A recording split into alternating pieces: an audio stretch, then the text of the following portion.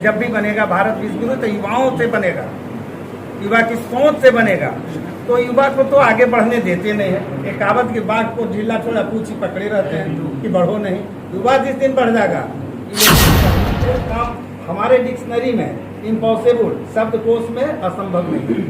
मानव ही हर कुछ चांद पर जाना क्या असंभव था न, चला गया। तो आप अगर सोच रखेंगे तो चांद सूरज सब पर जा सकते हैं। सोच आपकी पहला नंबर जो हमारे चुनाव लड़ेंगे, अगर जीतेंगे तो वह दोहरी जो पेंशन लेते हैं ये बंद करवाया जाएगा, जो राजनेताओं आज लेते हैं। जैसे यंग इंडिया पार्टी का नाम है, उसी तरह यंग इंडिया पार्टी का कार्य भी देखने को मिलेगा। नहीं है 75 वर्षों से देश में ढलते उम्र वाले कर रहे हैं शासन इन पर, लेकिन युवाओं मेन मेरा है युवा और मैं, और कुछ क्या कुछ मुख्य एजेंडा होगा सर आपका?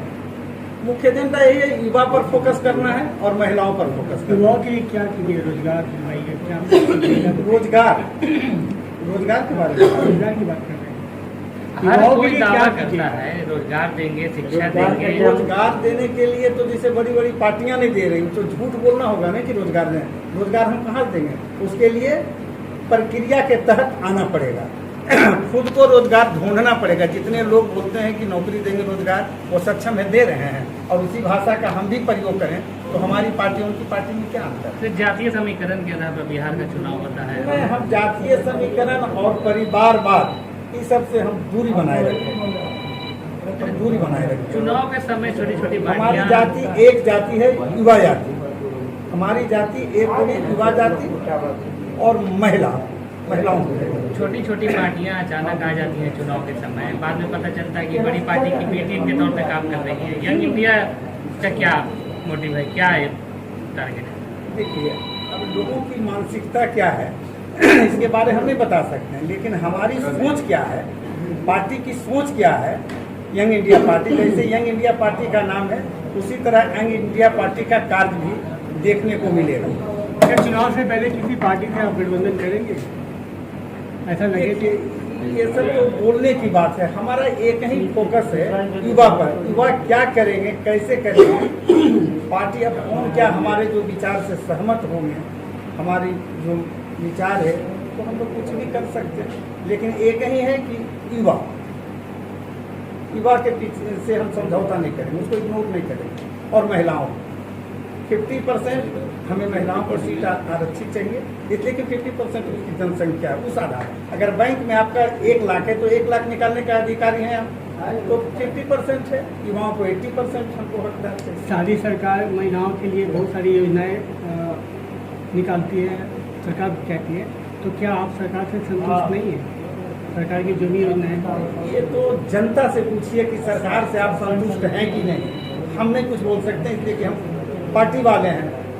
जनता से पूछिए, अगर वो संतुष्ट है तो हम लोग भी संतुष्ट हैं। जनता से पूछें आप।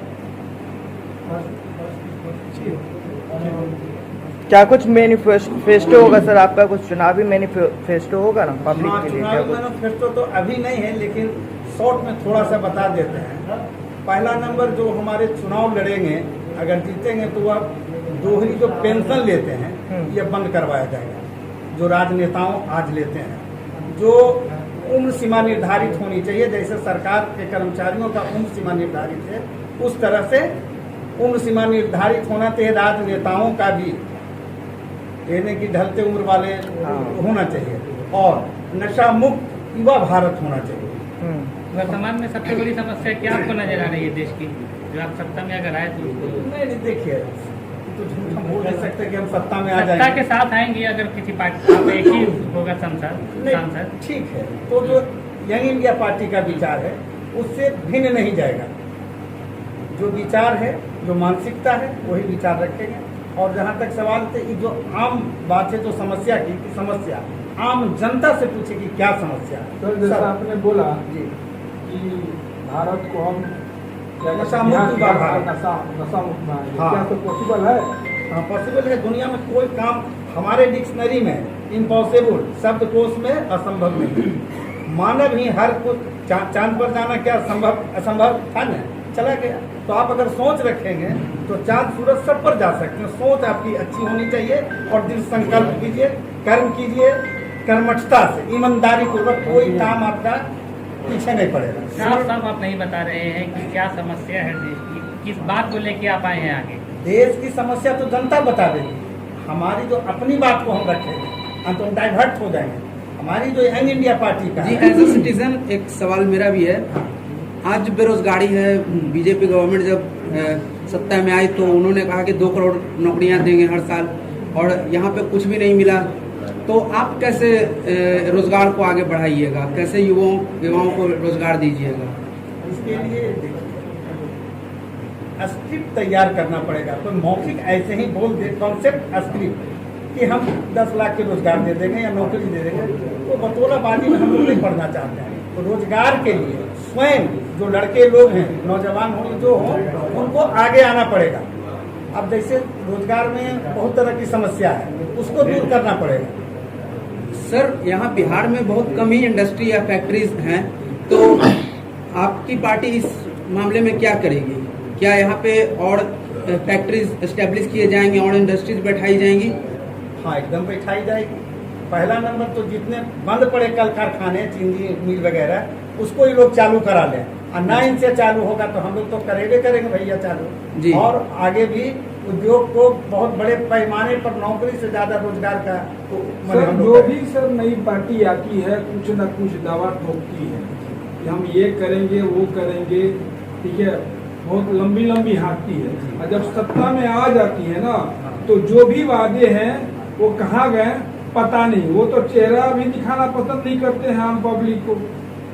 सर, आप लोगों का कोई मैनिफेस्टो है जिसको अभी तो पढ़कर? मैनिफेस्टो नहीं है जी तैयारी नहीं की जी। है, तो चुनाव के वक्त पूर्व में किया जाएगा। जी। अभी तो आज प्रेस कॉन्फ्रेंस था कि मुख्य मुद्दा क्या है, तो मुख्य मुद्दा हमारा जो है यही रख रहे हैं। जब वर्तमान सरकार की कार्यशैली से अभी आप संतुष्ट हैं? देखिए, फिर हमको अपनी मुद्दा लेके हम आए हैं, अपनी सर, पार्टी का सिद्धांत। सर वही सब बोल रहे थे आपसे हम कि ठीक है, आप मान लीजिए सत्ता में आ जाते हैं, भगवान करे अब सत्ता में आए, क्योंकि आपका जो मैनिफेस्टो है वो बहुत अच्छा है, खास करके यंग इंडिया पार्टी आपका है, और जितने भी यंग जनरेशन के लोग हैं और लड़कियां, उनके लिए आपका पार्टी गठित हुआ है। तो मतलब सर आपका जो मैनिफेस्टो है कि आप भी सर, जिससे मान लीजिए महागठबंधन की भी सरकार है तो उन्होंने बोला कि 10 लाख रोजगार मिल रहा है, ठीक है। बीजेपी ने बोला था कि 2 करोड़ रोजगार, तो 2 करोड़ मिल रहा है। आपका क्या मैनिफेस्टो, मतलब जो लोगों को अमल हो, मतलब मान लीजिए अपनी बात सुनकर नहीं भाई यंग इंडिया पार्टी है, चलो इसको भाई इस बार जिताओ, कि मतलब इस बार कुछ अच्छा विकास होगा बिहार में। उस पर हमको कमेंट नहीं कर सकते, चाहे आप राज्य सरकार के बारे बोले या केंद्र सरकार के बारे, हम अपनी बातों की रख सकते हैं। सर अपना तो आप अपनी बात कहाँ रख रहे हैं? कहाँ बता रहे हैं? हम बताते हैं, जैसे अगर हमारी पार्टी के जो लोग जीतेंगे तो अपने हम सिद्धांत के अनुसार चलेंगे। आपका क्या सिद्धांत है? तो रोजगार मुहैया करावेंगे, किस तरह का रोजगार मुहैया? हर तरह का रोजगार मुहैया करावेंगे। वही तो सब कुछ है। एक रोजगार थोड़े, नहीं, रोजगार तो प्रधानमंत्री मुहैया करा रहे थे पकौड़ा तलने वाला, आप कैसा रोजगार मुहैया? रोजगार में भिन्न तरह की बातें आती है ना, एक रोजगार थोड़े है, पकौड़ा है, चाय है, काट का है। सर आम जनता बोलती है कि हीरोइन, गांजा, अफीम, चरस, दारू, गांजा बेचना ये भी सर एक रोजगार है। आम जनता, हम तो ऐसा नहीं बोल रहे हैं, आम जनता ही बोलती है। आपका कौन सा मुद्दा है? आपको किस तरह का रोजगार? सबसे हम लोग 200 दूर है, 200 दूर है। जब हम कह रहे हैं गांजा भांग, आप बता रहे हैं शराब की बात, हम कह रहे हैं कि नशा मुक्त युवा भारत बनावे। जी सर, आम मेरा एक जनता सवाल है। बोलती सर, आम जनता। सवाल ये है सर कि सरकार को सबसे ज्यादा रेवेन्यू शराब बेचने से आती है, और अगर आप सरकार शराब को बंद कर देते हैं तो वापस उतना रेवेन्यू कहाँ से जनरेट कर पाइएगा? रेवेन्यू का जहाँ तक सवाल है, कोई जरूरी नहीं है कि गलत काम करते हैं, जैसे शराब सरकार बंद कराती है, रेवेन्यू नहीं आती है, ठीक ना। तो रेवेन्यू प्राप्त करने के लिए गलत प्रवृत्ति, गलत मानसिकता को ना रखें।